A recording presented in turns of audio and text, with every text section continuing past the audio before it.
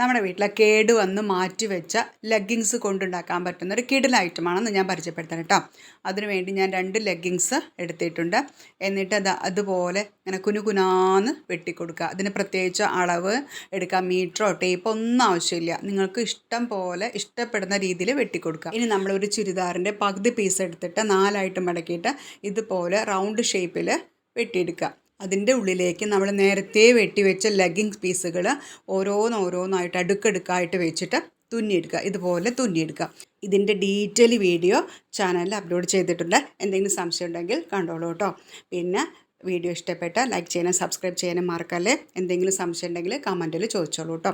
ഇനി ഇത് നമ്മൾ തുന്നി കഴിഞ്ഞിട്ട് ഇതുപോലെ വൃത്തിയായിട്ട് വെട്ടിയെടുക്കുക. പൈപ്പ് സംഘടിപ്പിച്ച് അതിൽ നൂല് കൊണ്ട് ഇങ്ങനെ കെട്ടിയിട്ട് നേരത്തെ നമ്മൾ തയ്യാറാക്കി വെച്ച മോപ്പ് അതിലേക്ക് ഇറക്കി വയ്ക്കുക. അപ്പോൾ അടിപൊളി മോപ്പ് റെഡി. അപ്പോൾ ഇതുപോലെ മോപ്പ് ഉണ്ടാക്കുക. ഒന്ന് ഷെയർ ചെയ്യുകയും ചെയ്തോളൂ കേട്ടോ.